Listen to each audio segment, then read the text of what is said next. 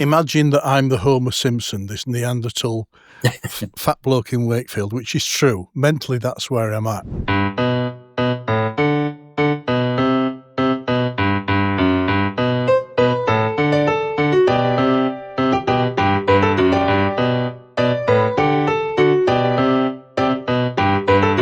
Hello, everybody. Welcome back to the pod. My name is Mark Lockwood, and today is a special episode of the Collators because we have our first guest speaker. I'd like to introduce Dr. John Elliott. He is an honorary research fellow in the School of Computer Science and the coordinator for the SETI Post-Detection Hub at the University of St Andrews. He's been a leading contributor for SETI for many years. He has been described by Arthur C. Clarke as having work of great importance, and his work crosses many boundaries and disciplines. He looks at things like human language, computational linguistics, signal processing, dolphin communication, but he's also helped out police and other law enforcement agencies in various ways, and he's become a friend over the years and helped me and Howard out on more than one occasion. So he's a great person to have on. And today we've invited him because me and Howard have spoke many times on this pod about what is information, what is intelligence, but we've never really touched on intelligence from the kind of psychological or animal perspective and from the communications perspective. And you will find no one better to talk about those things than Dr. Elliott. So, John, welcome to the pod. Thank you. I'd like to start off. Could you give us your take on, I don't necessarily need a tight definition, but just your general understanding of what intelligence is or what it means to you exactly and why it's important? It's one of those fundamental questions that if you're in a room, the amount of people is exactly the amount of different opinions you'll probably get. But historically, for SETI, intelligence has really been interchangeable with technology in the sense that they search for evidence of another civilization. And the only method historically they've been able to do it is by detecting a signal or a beacon of their technology to distinguish that from natural phenomenon. So we're doing everything at very much arm's length. When I say arm's length, we're talking hundreds or thousands of light years away. So there is that definition. And for a lot of people, they think, intelligence is us, or it may sort of migrate one or two other animals on the planet that show the ability to tool making or some sort of communication abilities. But I would say intelligence is more like a dimmer switch, and that it starts from very early life. If you're making decisions to better your world, to increase your ability to survive, then that must be some sort of intelligence. Otherwise, you'll be like Homer and just headbutting a wall because you can't find the exit. So early on, billions of years ago, when microbial life first started advancing beyond the very first vestiges of what you would call life, it began to be able to realize its environment, interact with it, and do what I was just saying, make decisions. They're rudimentary, but they're still making decisions to improve their possibility of survival. So I would say intelligence has to start there. And that is sort of convenient for me because the acronym SETI, Search for Extraterrestrial Intelligence, if you take away that early sort of technological, which it should have been SETT really, and the last T is technology. What we're doing here is saying, right, the I in SETI for intelligent, if you take away that sort of limitation that we are only able to listen out there for some sort of technology and look at our own planet and think about what life might be out there, all the different forms it could be, that intelligence really is manifold and many different layers and possibilities. Intelligence is demonstrated by animals that are completely different evolutionary tree. Now, we've got the dolphins, which are pretty much next down on the IQ level from us. And they are probably something like 60 million years, I'm trying to think now, something in that order, separated from us in evolution. And can I just ask you at that point then? So I just want to cover some of the things you've said there. So basically you said that SETI, first of all, is almost using technology as a metric, right? It's almost a proxy for an intelligence measure is what level of tech you have. Yeah, exactly. That's very interesting in terms of using it as a metric. I also think it's worth mentioning that what you talked about earlier, microbial life, and then that kind of evolution of decision making. And we are talking about the dolphins, and obviously I know you've done a lot of work on dolphin communication. Is that the big separation then? Is that where perhaps maybe we can have intelligence, but perhaps somewhere down the evolutionary line, intelligence continues but doesn't adopt technology? And perhaps that's then that, and from a SETI point of view, I guess, there may be incredibly intelligent but non-technological creatures out there, but you're looking for the technological ones because that gives us a framework for actually reaching out and communicating, I guess. Is that right? Yeah, pretty much. Yeah, it is. We'd look for more, but we need the ability to do it. Sending probes out into deep space, there's still a lot of thought that we will find some sort of simple life on other moons in our own solar system, like around Jupiter and Saturn. Some of them have got environments there similar to early Earth, and they've got hydrocarbon lakes, even water. So there's definitely the ingredients there to support life. So there's a lot of thought there, including myself, that if and when we actually get to do like we're doing on Mars, but on these further planets and moons, that we may well find simple life just in our own backyard, in our own solar system. I've always thought it's interesting as well, isn't it? Because there's this kind of notion that the second the general public find out there's alien life, that people will be running in the streets going crazy. And I actually think as soon as we do find like another microbe or primitive form of life on another world, I don't think it's going to be a blip on many people's radar in some respects. I think what we're looking for is, what you alluded to with the technology side of it, is we're looking for, and I think it's important that you've identified that there's two things, haven't you? There's the intelligence level and there's a tech level. SETI kind of wants a bit of both, because one is related to the other. And I guess that's potentially what might cause more of a public interest, is if we did something that was high-tech, high intel. It does make me worry about if there's high-tech, low intel out there, and I'm going to make no comment on whether that's our species right now. But Howard, is there anything that you want to come in with, sorry? Or... Well, yes. I mean, John, as always, blows my mind, this perception of, we talk about language and communication and things like that, and he's going so far beyond into symbology and the evolution of how organisms or entities might communicate, or, well, not even communicate, share actual information to make survival decisions, which is where we are as an evolution from that point. We didn't start out doing law enforcement or other intelligence processes.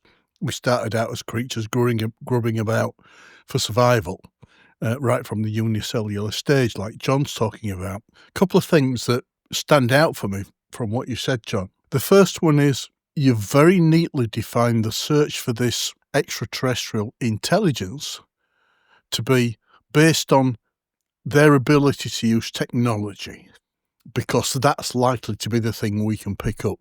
Now, Mark and I spend a lot of time talking about the known knowns and the unknown unknowns in intelligence and information science. So we can deal very eloquently with human information, with physical information from the environment that our sensors and our machines capture, but we don't know what is invisible to what you might call our human radar and our human interfaces with the real world. It reminds me of, I'm a big fan of science fiction, and the author Larry Niven created various universes and creatures, and one of them was basically the most intelligent creature in the universe.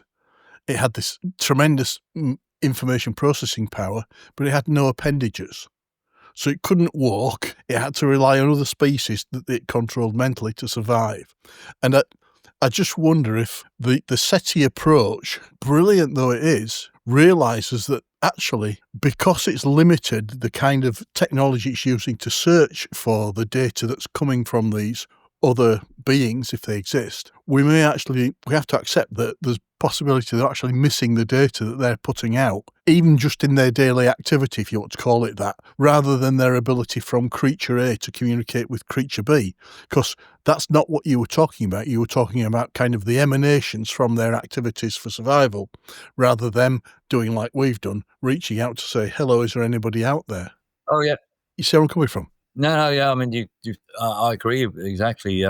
what's been happening is we've had to start with something somewhere, and it was about 60 years ago that happened. First sort of devising methods to do all this. So we're very limited in what we could do. Things are improving, and we certainly, many of us are aware of how limited our senses are, and even how even the senses of what our technology is capable of as well. So that's part and parcel of what I do, what my team does, thinking about this, and to imagine possibilities and scenarios is core to where we're going with it all. You start; it's a bit like triage in a hospital, you or any sort of critical situation. You start with the most probable, or the ones you can easily deal with, and then move off from there. And really, that's what's been happening in slow motion with SETI. If I just sort of wind the clock back, it's always been powers of observations that have moved us on to these sort of quantum leaps in realization of what is possible. In the 1660s, the microscope was invented. And here we go. There's bugs around there that are causing all these diseases. And then with the telescope, we're actually seeing deeper and deeper. And as we improve our technology, our ability to see and observe really makes us realize far more of what's out there. So you can see that we've been widening our spectrum of ability to detect and realize what's out there, or even on our own planet. We're really, in a lot of ways, in our first steps, probably like, a toddler in its first days being able to walk. And it's realizing that and trying to build on that with imagination that's part and parcel to say what we do at the SETI Post-Detection Hub. And in with that, we have people like Stephen Baxter, who's a science fiction writer. I think he's written about 40 books. He's written books with Arthur C. Clarke, Terry Pratchett. He really is a sci-fi heavyweight, and he lends a hand. And we have a great sort of team. We have working groups within the hub, and one of them is to focus on this sort of area and imagine what's possible. And because, as you say, science fiction is a great sort of resource to sort of tap into and expand upon for this. And there's loads of other things by being able to look out there and realize what the other worlds comprise. So they may be in habitable zone, but they're 2 or 3 times the size of the Earth. Other factors within their particular locality, the type of star. So have to sort of bring all these factors into consideration. I'm going to sort of what we call jamming in my head at the moment. If you think about the actual sort of context about our life, what makes us different is that we're tool users and tool makers, and we always have a great regard for seeing another animal utilize some sort of tool to assist in some sort of operations, whether it's to feed themselves or solve a problem. Even a crow will be putting pebbles in water and raise the level of a containers to get something out of it. So there's different types of intelligence, and a lot of times they are restricted by their physiology. The octopus is another great example of an animal being intelligent, but completely separate evolutionary tree to us. I think our common ancestor was a flatworm from over 500 million years ago that had the most rudimentary of eyes and neural sort of network. In fact, if that's the best, you probably had almost nothing there like that. So there's another evolutionary tree or branch of tree that has solved it in a different way, but they're in a different environment. They're underwater. So all these different factors come into play that our technology and our way of looking at trying to detect it comes down to they have similar sort of attributes to us. They're on land, on the surface, and able to use tools, make tools, and develop that way. Otherwise, you're not going to be able to broadcast that you're around. So, John, you talked about the octopus, you talked about dolphins. You've identified that technology is not, it can be a proxy measure for intelligence, but technology is separate to intelligence. You've talked about how different creatures might be on a different journey of where they ended up on the intelligence route, if you like. But I guess the same applies on the technology route, right? I don't just mean how advanced you are, but perhaps some of the choices that were made along that technological route. So our species, we got onto wireless telegraphy at a certain stage and broadcasting. There's nothing to suggest that's standard or normal or likely. And maybe if we'd have stuck with just maybe wired communication and not gone down the broadcast route, maybe that's an accelerator for going more digital and going kind of more insular and not kind of kicking out signals in a broadcast space, but actually just kind of, if we are destined to be uploaded onto server farm somewhere and be all digital versions of ourselves on a blinking server farm somewhere, in some respects, our capacity for broadcast perhaps diminishes, doesn't it? And for some species that might be high tech, they may never broadcast. They may never go down that route. So I guess it's also worth pointing out that there is, yes, we can try and look for species that have followed similar intelligence journeys, similar technology journeys, but there are lots of deviation points, isn't there? I guess for either be intel or technology, because and I guess that from SETI's point of view, you've done everything you can to collect and to scan and to process and to analyze. But I guess if there are very intelligent, very high-tech digital species out there, or species that are still biological but just don't rely on broadcast tech, they just may not be listening. But one would hope perhaps that you're banking on that they've got the same level of curiosity as us, right? That they're just as curious as us. There is definitely the curiosity side of things. It seems to be that curiosity does fuel advancements and sort of what's over the next horizon, and that general sort of trait for an animal is, I would say, a positive one for expansion and development rather than just sitting in your cave, metaphorically.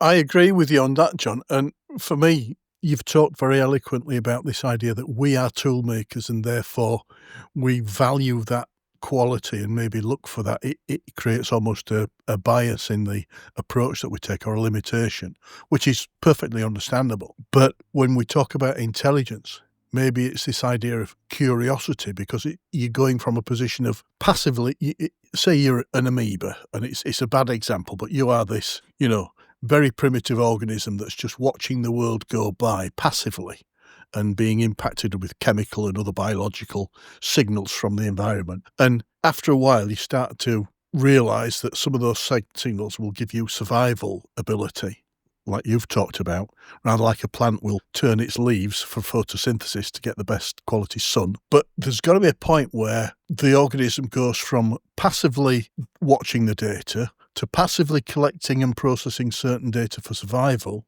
to almost a primitive understanding that new information and different information may be good, whether it be to give you an opportunity or a threat. So maybe curiosity, rather than in our case the ability to build tools, which is merely a facilitation of some physical or mental short limitation that we have, like the octopus. If you could put an octopus in a bio suit with robotic arms and legs and a voice box and everything else, maybe they could be competing in the Olympics and leading the world. I don't know. That's tool making. Is that fair, or am I being really I think it ties in with simplistic? being a predator. That thinking back on sort of early evolution, a lot of the animals were just there absorbing some sort of energy, food, almost passively, what was around them. And then suddenly, when you got the great predators starting to evolve again, about 500 million years ago, there's Anomalocaris was one of the biggies. That was a great game changer. And then with that sort of, I suppose, mindset, I think that's set the evolutionary sort of template for getting more and more advantage.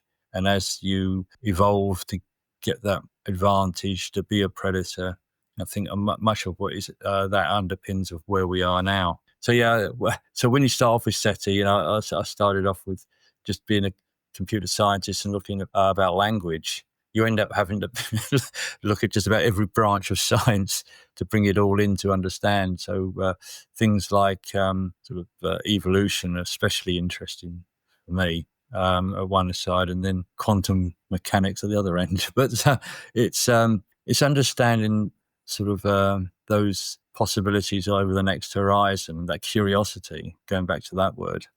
Have you always been interested in kind of alien life? Is that what got you into your academic career? How did it kind of start off? It's interesting, really. I was always interested in what's out there, like many people. But it was really when I was doing research around AI and language that just suddenly thought, okay, hold on a minute. What's special about language anyway? And then just the idea came out, all right, here's a thought experiment. How do you tell if you get a signal from an alien? You've got no idea, you've got no concept of how they're going to communicate, but you need to actually work out that it is communication and that you're someone's trying to contact you. If you listen to human languages around the world, which is where I first did, and looked at all the different types of human language, there's a rhythm, there's a structure in there that you can straight identify. You may not have no idea what they're saying, but you know they're saying something. And it's really that's pretty much in a nutshell what I've got the software to do. And so it's patterns, the relationship of those patterns, and that goes into the dolphins as well. So you look at bird song, whale song, all these different things that are structured communication and having the ability to understand that. It is those areas that I think are our best bet of realizing that there is a communication occurring out there. I just sort of rewinded to what you were saying, Howard, that we have, if you're thinking about a civilization out there and the way they develop as well, you were talking about as well, Mark, that we are still in our early stages, certainly with using technology to sort of enable global communication, etc. And it seems to be a trait that as technology improves, we become quieter as a planet, that the leakage we have will diminish because of the increasing type of technology that we will use. It's not as noisy or dirty as it once was. And so there will be a sort of window of opportunity. Now, when I say window of opportunity, that are you at the right moment in time or have you missed it? If you're going to communicate over distance, then you need some sort of wireless ability. And if you start, that curiosity is to look at your local sort of solar system like we're doing, then you need, again, to extend that ability to remotely communicate. So it's gone from using a megaphone or just a shouting across a valley to having that something equivalent to radio technology. And there's a sort of rationale of why it just seems to be a natural way of moving from shouting across a valley to extending our reach, is to have a technology that does that and sends it so someone else can hear it at a distance that is beyond natural capabilities. Other areas come into that our senses, we build everything around those senses, and they're very distinct. We have examples of synesthesia. Now, it's not to say that that's not commonplace in another civilization, and they will combine different types of senses to enhance their communication. You sort of see it, or possibilities of it, with dolphins, because they've got echolocation and other sort of sonic capabilities that we're still not aware of exactly the whole package of what they're using. We just listen to the clicks and whistles. So we're limiting again to what we can see and hear and readily understand. So there's an incredible array of possibilities out there and sort of combinations, even with the senses as we know them. I remember early on in my research, I had this image which had the different possibilities of communication. And there was a big cross through telepathy. So I said, there's no way I'm going to pick that up with a piece of software. So immediately you're limiting. But then again, how would you do that over vast distances? So there is a logic behind using something to amplify and carry communication over a distance that may be even light years, etc. So you can see the arguments for going down this route, even when it's only restricted to what we can do anyway. But it's now that we need to unfold all the possibilities like this, like the synesthesia one I've just said, and develop, well, first of all, even just contemplate it and sort of think it through and theorize about it. But very much what I'm doing is trying to take away words on the page, as countless papers and academic sort of publications have done over hundreds of years, and turn that actually into something tangible. So off from the print to a practical engineered ability to put it into practice. Because right at the heart of it, I was originally an engineer, so I've still got an engineer's mindset. So what you're saying is, John, we'll build a big Dyson sphere around the sun, but with some roller shutters but a non-random sequence, and just go for that. Yeah, okay. I've got it, yeah. Yeah. Just take us a year or two. Years, we'll get there. John, can I ask you a question on one particular thing that you said that struck a chord? You talked about working and looking at artificial intelligence at one point. And I don't say that what we have right now fits that definition, the kind of the ChatGPT type, like large language models. I have my own view on that. And I'm sure it's wrong and simplistic compared to yours. But you also mentioned that as we evolve the technology, we get quieter. I wonder, you'll understand the old saying of the human race, no matter how sophisticated, we're four days without food and light away from returning to being animals. And I agree with that. I think civilization and the more sophisticated tools are the easiest to break, and they are the hardest for us to live without. Try taking a mobile phone off a teenager these days, it's harder than taking them off. It has more of an impact than taking them off an iron lung. But one of the things I wondered was, firstly, your view on, as these tools get more sophisticated, let me put it that way, and evolved. And just as an example, ChatGPT recently, on which I am no expert at all, has gone from, I think it was version 4, was it, to version 5, the latest iteration. And the big announcement, it's going to be great. It's logarithmically cleverer and blah, blah, blah. And then when they've turned it on and passed it out and people have tested it, not only is it making errors that earlier versions didn't, and I'm sure it is more sophisticated from an engineering point of view, but its application and its use by users, humanity, clearly has got some work needed. But it was also actually, people were noting or have noted that its response to human questions has become more terse. In other words, it's less, it's kind of where the previous ChatGPT versions were quite gentle and nuanced in the way they spoke to you. Even if they gave you negative feedback, shall we say, it was structured and balanced and everything. Version 5 is kind of, F you. Stop wasting my time. And I'm playing an extreme here, but I wonder if there's a point where in this evolution and our reliance on more sophisticated technology, one, the technology becomes the thing that communicates with other technologies, not us. And in the meantime, a bit like the appendix, our mental ability to reason atrophies because we've given over this reliance to artificial technology. Good points. It was widely accepted now that caveman was really a better sort of survivor and sort of thinker in general everyday terms, because they had to be an expert at everything to survive. There was no specialisms anywhere. That happened later on as farming started. So the hunter-gatherer really, as far as sort of thinking and reasoning and being able to survive, it's downhill from there in a lot of ways. So this is just another one of those things that, yes, it will not help us as an individual at all. You become, as you say, reliant on these things. I think wasn't there an article very recently saying that they found a Stone Age fat factory from 125,000 years ago, where there's a kind of like a mini production line and storage like process. And you just think 125,000 years. And there's that kind of technological, like I said, that kind of, because when we think of ancient man, we kind of think of hunter-gatherers, spear, quite crude. But it just makes you wonder just how sophisticated and how far back that journey goes, I guess.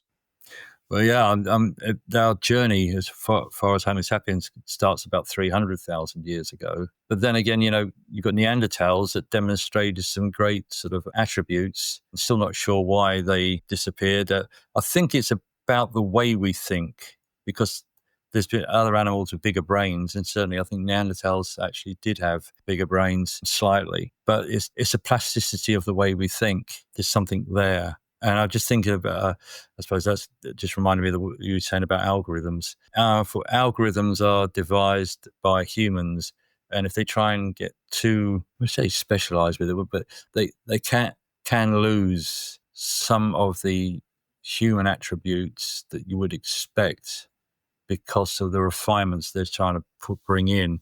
So there's going to be definitely a few more iterations and versions. I haven't used 5. In a recent workshop at St Andrews for the SETI Post-Detection Hub, we've been developing a version of ChatGPT to assist with scenario modeling. And I think it was version 3. That was very sort of, the opposite of being terse. It was very supportive and sort of tended to sort of give compliments and sort of person that you may well get on with down the pub quite happily. I think 4 is how related to ChatGPT 4. Yeah, and I've been a big user of all of them since the first iteration. 4 was almost like your personal coach. It was also, that's an amazing question, and thank you for asking. and sometimes, but there were some cases. I don't know if this has been proven yet, so I'm reporting speculation here. I think there was some anecdotal suggestion that sometimes over time, if you're using the same specific chat, that basically 4 would lean into pleasing you a little bit more. Rather than actual accuracy. And you may have to nudge it and say, look, are you sure? And can you double check for accuracy? 5 is a lot more clinical. So it's almost like you're talking to a doctor. It's kind of like matter of fact. 5 is getting a lot of, I'd hate when people say it's the word hate, but like, I'm just using myself, but hate's the wrong word. It's getting a lot of bad press, but I actually think 5 is actually quite promising for some of the stuff that it's coming out with. I think my biggest concern with, and I was going to ask you about this, about your earlier software attempts, was the problem that I have with the AI models right now is, if you remember back to the 90s, and forgive this strange analogy, but do you remember when image morphing and video morphing was a thing, where you get 2 images and you compute them together to make this new third image, and you'd get like it generate new face. But obviously the new image it generated was a derivative of the 2 source images, right? And like in some respects, the image itself was limited by the input. I think sometimes with the AI models that we have now, we are, as you alluded to, John, and I think Howard did as well, they are limited by not only the training data, but the kind of implicit logic of the coding itself, isn't it? So if the coding is saying, please the user, or be accurate, or whatever the kind of biases, there's biases in the training data for sure, but there's also biases perhaps in the coding of it itself. And I guess from your software point of view, I mean, you had to write software to try and, were you looking for like non-random numbers, or how did that kind of work? But there's two forms of it. One was looking at an analog, sort of a typical waveform, a speech type transition, or against natural phenomenon. That could be a pulsar, the sound of that, or some other galactic sort of noise, listening, all those sort of things. At one end of it, or and that could be then dolphins chatting away or other animals. And for the humans, although I did some of that, it was focused on equivalent of, it's all text based, sort of, or symbolic representation of language. So it was looking to see, first of all, about the human languages, what's common across them. Because you've got all these different morphologies, all the different ways of putting the different languages into a script. And that could be whether it's Chinese, English, Arabic, you name it. And then you've got this sort of what I call agglutinating languages that stick loads of words together, which we wouldn't do because we're an isolating language. So Finnish, Turkish, even German to an extent do that. And with these, it's about seeing, can you sort of find a universal footprint of what language is, how it behaves. So in the end, I found all these sort of different ways to be able to detect what is under the hood, what's under the veneer of the signs that's actually made, or the sounds made. So there was common traits within human language, but you're saying there's also a common trait between species almost. Oh, wow. Okay. So the way we put the information together, so let's go back to saying you probably talked about, information beforehand, and another discussion is how we have to put information together so it's unambiguous. So it's a thing between the speaker and the hearer. This is relationship. If you're a speaker, just for efficiency and least effort, you want to just get it done over and done. So within a few words, you want to say everything and then walk away and go and have a beer or something like that. But the hearer wants to make sure of all the detail, so they know they've got the information, they received it, and know what to do with it. And so that trade-off, that compromise, is a natural pressure on how language and communication is constructed. And it's got a structure in it that is completely different to randomness, but it's got a complexity of its own, this sort of compromise I've been talking about, that has a particular footprint, for want of a better word, that is detectable. So whether it's an alien, a dolphin, or us, the software detects that these patterns are interacting in a particular way. So measures like entropy, and I've heard entropy being measured, loads of things. And a sort of a form of it, Claude Shannon's information entropy, is one of the great sort of useful tools that I expanded on and incorporated within it.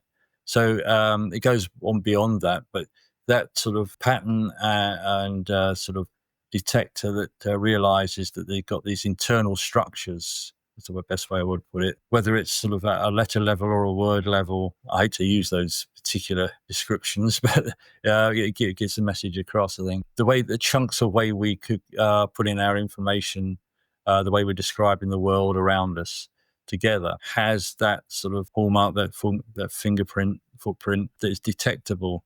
So right across much of the animal kingdom, anything that's communicating at a diminishing level of complexity is there. So, and is that software part of the post-detection work that you're involved with now? Or it will be, right? Okay. I did it ages ago, and it needs updating. So I've now got students recently been doing final year projects on it and bringing it into the 21st century.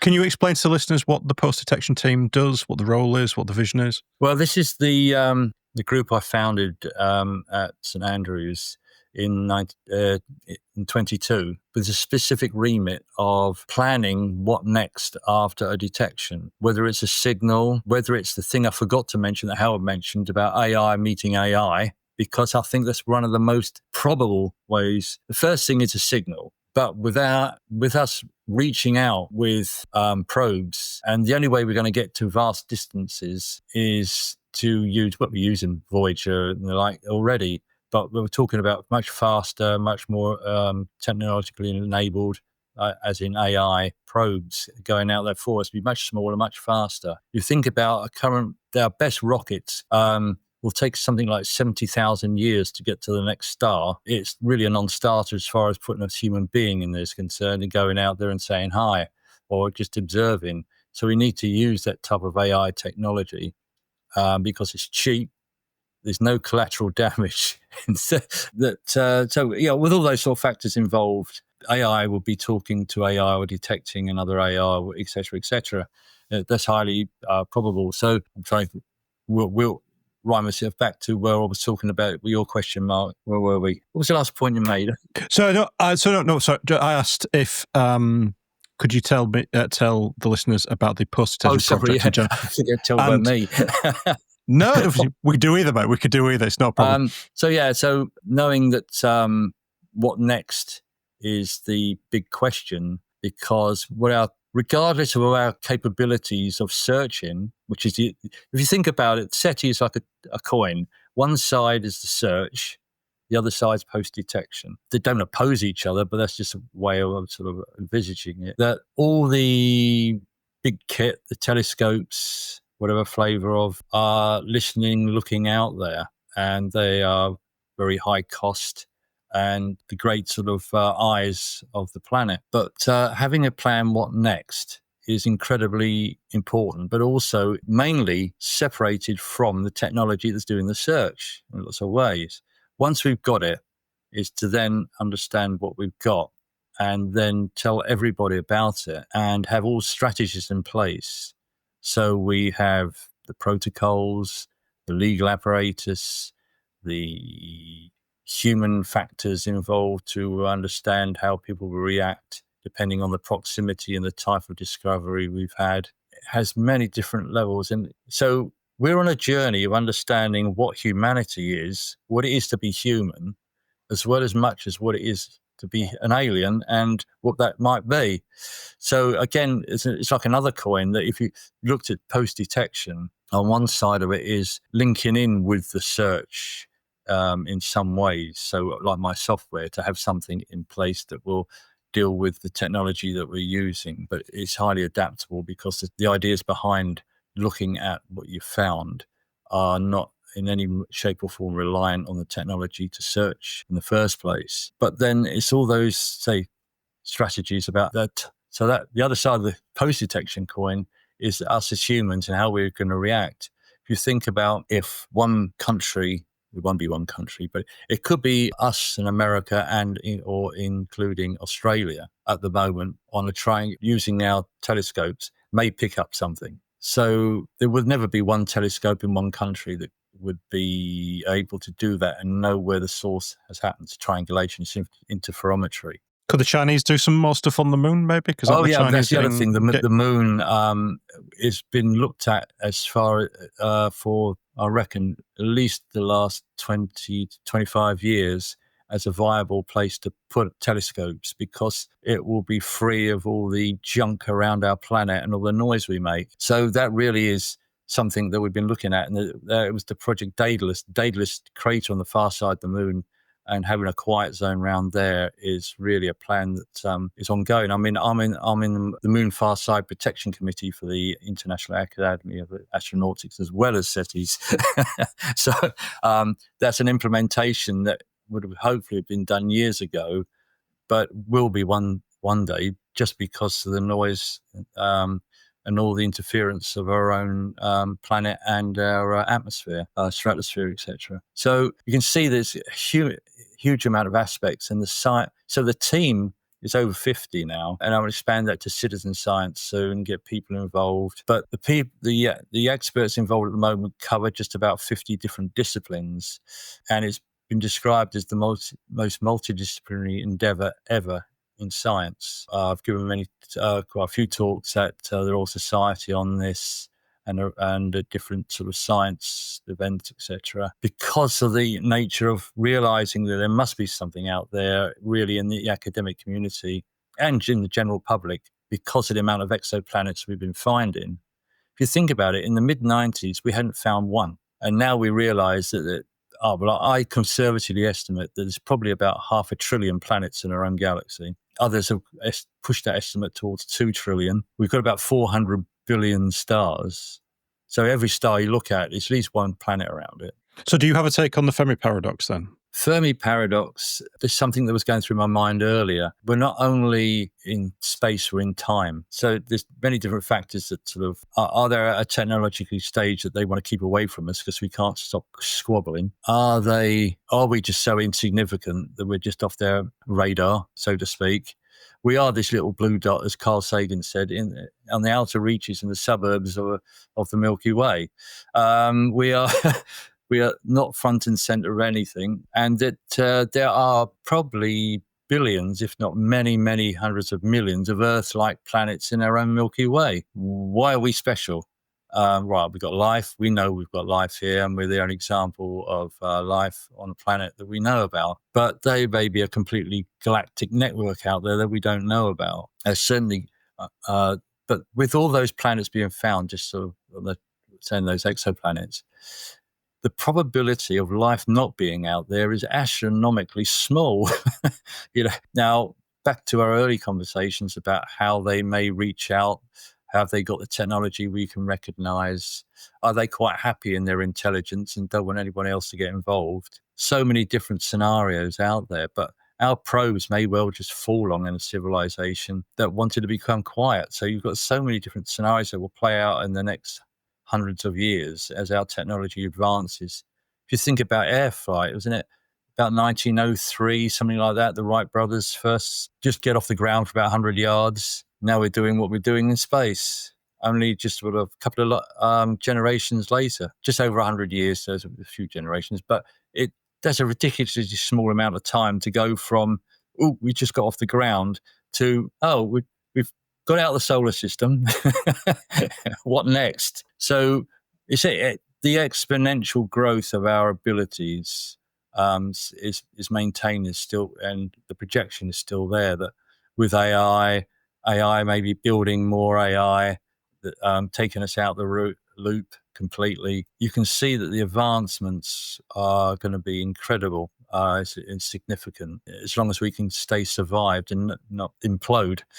But I think that goes back to, and Howard, I'll bring you in 1 second. So your earlier point, you're saying the civilization's ability to squawk and broadcast and the other civilization's ability to listen on a temporal level, that has to be that's kind of probably quite difficult, and it's very early days for us, right?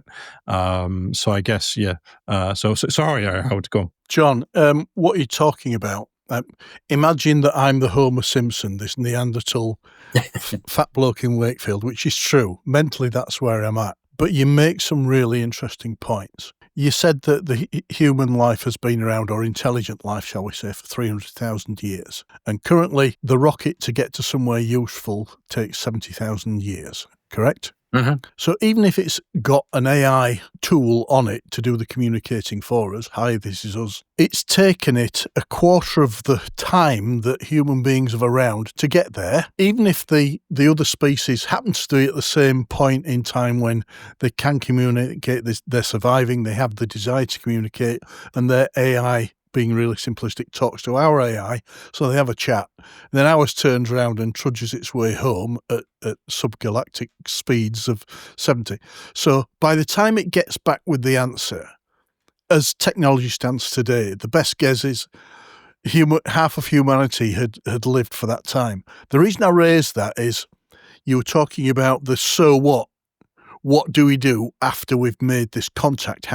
And your processes were about, how do we tell humanity for humanity to react? I wonder more, the so what is, yes, so what? We know they're there, or they were there 150,000 years ago, but in that 150,000 years, if it happened today, in 150,000 years from now, where will humanity be in terms of its evolution?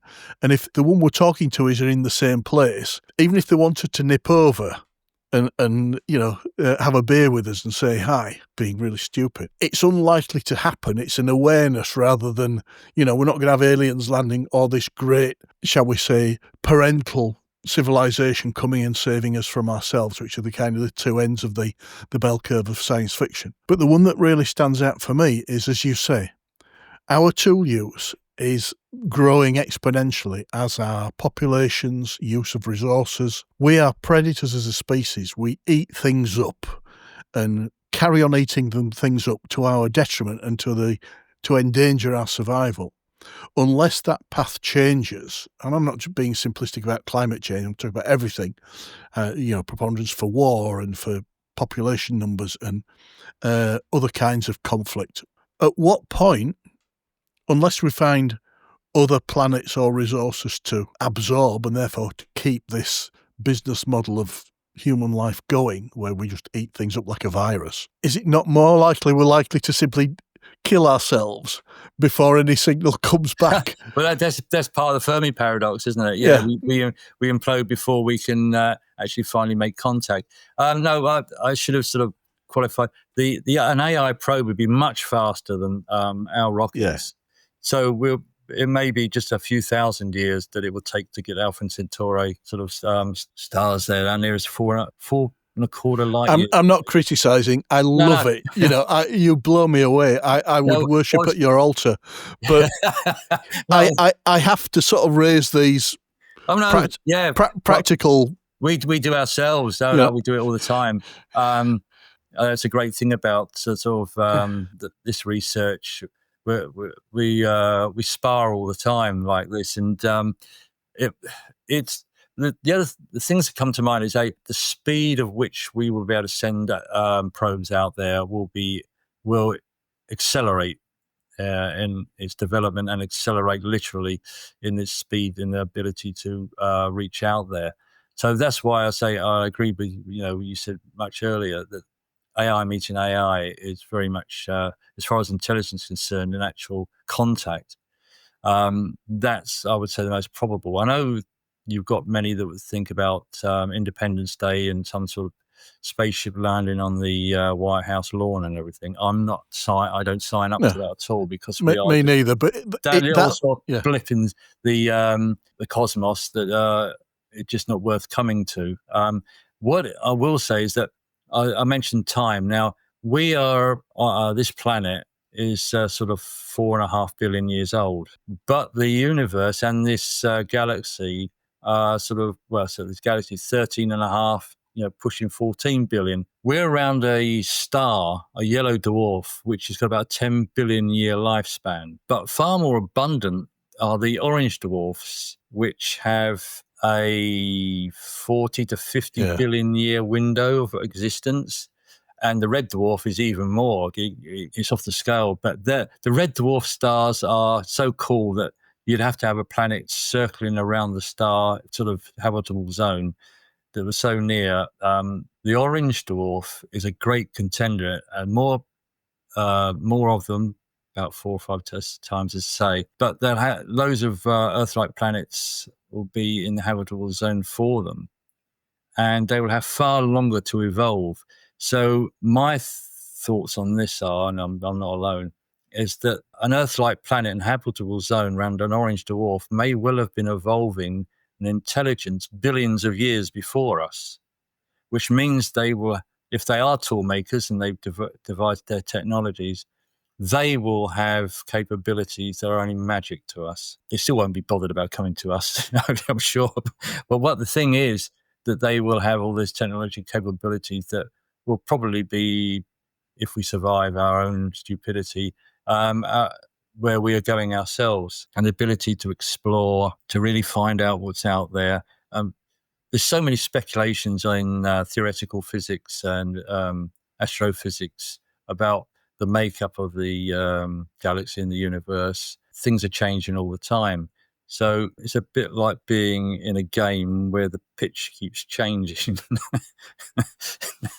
But humanity is sort of a stabilizing factor. So we know what we're like, and we know how we react. So going back to the Post-Detection Hub, and what we do is about understanding us as much as all the speculation and all the sort of possibilities of what's out there, and devising our you've got the search looking at the capabilities to look out there, listen out there, but for us to understand what we do when we find it, and all the protocols and all the strategies in place, so everything should work to the best of what we can do and plan for, is what really our mission is. So putting words into practice is very much the remit as well, rather than just leaving it in some proceedings or conference or a journal. See, I love that, because what it's saying is, regardless of the potential that we are unimportant, that we're at the wrong place in time to another species, to actually explore that, the kind of the objectives of SETI and all the work that's gone in, which is brilliant. The biggest benefit, and that's a known benefit right now, is it teaches us so much about ourselves, about we were. So even if there is somebody out there who wants to talk or doesn't want to talk, or there isn't, that knowledge is gold dust to us in terms of self-awareness of how we process data and how we communicate as a society. I always remember, and I'm going back probably 30 years to about the first time I ever met you. Gosh, aren't we old? Yeah. All of which was thanks to Mark. And I remember you describing language to me as kind of this veneer, whichever kind of language, English, Russian, French, as this veneer of very similar things on the surface of an onion. And then as you start peeling the layers back, talking about Egyptian hieroglyphics and this idea of symbology and semantics as tools of communication, just like letters or characters are. And then going through the other senses like dolphins and pigeons with magnetic, the ability to sense magnetic direction, enabling them to fly. And I'm not involved in SETI in any way. But the things that you opened my mind to 30 years ago brought me back into my workplace environment to think completely differently, outside the box, about how I, as an information scientist and an analyst, in my case in law enforcement, but, you know, with a business goal about daily life in the world, so it's just as relevant to the private sector, it's not tied to law enforcement, how that might affect my job. And it kind of gave me that, or a whole new layer of blue sky thinking. And thanks. no, but I'm not blowing the proverbial smoke up your backside here. I genuinely mean that. I don't offer compliments lightly. But that insight, for me, affected and still affects me to this day. And Mark and I will talk about it often, over the years. So the work that you've done and the work that's being done in this area actually has a phenomenal value to the whole of humanity and the way that it operates and communicates, regardless of whether or not there are aliens out there. I've been trying to. I'm so glad you said that. It's a big factor of what we do, and it's going back to that funding sort of thing I mentioned earlier. Trying to get that message across that a huge part of what we do is that about understanding humanity and all those different levels, as well as transferable skills for any global impact event. It doesn't have to be from outside; it can be from inside. So recently, I've written in evidence to the House of Lords for their Space Committee, and for DSIT, Department of Science, Industry and Trade, have been in contact with me, because there was even a question in the House of Commons about, are we prepared, at one point. So I've done an article with them in what they call the House magazine, Signal in the Noise it's called. I think it's January 2024. It's still online, but it's getting that across to say, look, what we're doing has many uses and values, and sort of, even if you don't think that it's worthwhile at one level, it is at that level. Recently, this week, in fact, one of the researchers in the hub was down at the Natural History Museum, and they've got a display on for the next few months, about another 6 months, on possibility of life out there beyond our planet. And then she got to the last slide, and the SETI Post-Detection Hub is mentioned on the display. There may be a connection because of the Royal Society and the work I've done with them, but just didn't know. So yeah, Natural History Museums mention us at this very moment through static displays. So we'll be plugging the post-detection. There'll be links on the show notes. There'll be links all over the website. Right, yeah. I also want to support what Howard's just said. We can't talk about the police side too much, but what I can say is the following. I think the benefit of the SETI's work and your work specifically, John, is that, and this is why I kind of drew Howard to you all those many moons ago, is I actually think one of the golden benefits of SETI and your work is, I think from a lay person's perspective, they see SETI and they think it's a bunch of people listening for stuff. But actually what your research and what your thinking has done has demonstrated, no, actually, I have to go back to first principles in almost every academic discipline there is. I have to try and have a, not just a base level, but like kind of a very high level understanding of all these disciplines, like that kind of the whole anthropological take on it, because then I need to think about how other species might do it. But in that attempt to collect everything, to examine from an objective viewpoint how we as a species function, I believe that generates insight and value. There's nothing to do with extraterrestrial life, but has everything to do with those disciplines that you've touched on. And I think that's the value that you and your work and the work of SETI has added, is that, yes, we're talking about the search for, and as you alluded to, the response to extraterrestrial life. But that search isn't just outwards, it's pointed inwards as a species, isn't it? It's pointed, as much as we've got dishes pointing into space, we've got minds pointing into ourselves, saying, what questions are we asking? What are we doing with the answers? How are we arraying them?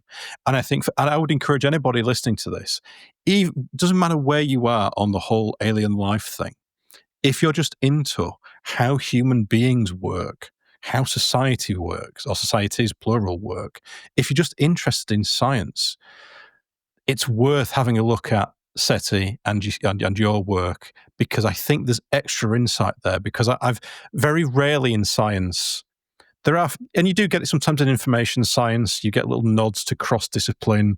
Howard's taught about cross-discipline in intel analysis. We get little signposts saying, yes, there's a bunch of churches and you should visit them all.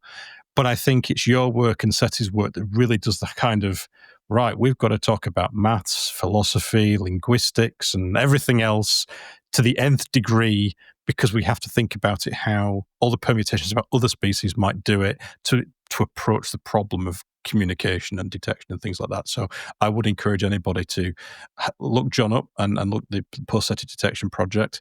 I'm going to start drawing us to a close, but John, is there anything else you wanted to go over before we start to wrap things up? Not that won't set me off for another half an hour, no. We've got the time. If you want to talk, you can talk.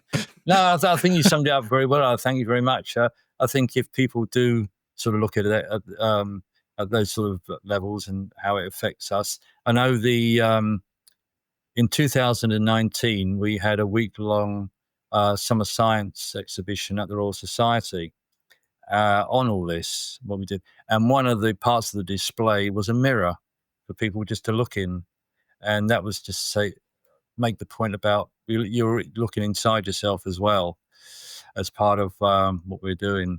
So yeah, there's something very much to emphasize, and that the fact that international relationships linking with the UN, realizing that we must at all costs prevent the negative reactions, not at just a individual level. You can't please everybody. That's never going to happen. But certainly at the country level, we don't want some sort of political paranoia playing out because they think that someone's got something they haven't got.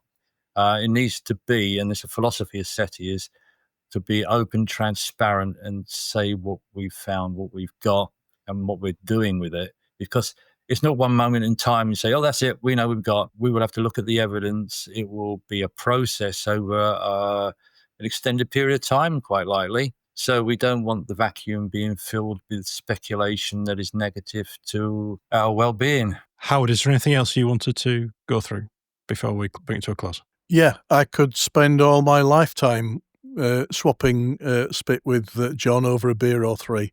But no, I think that's a useful point to close.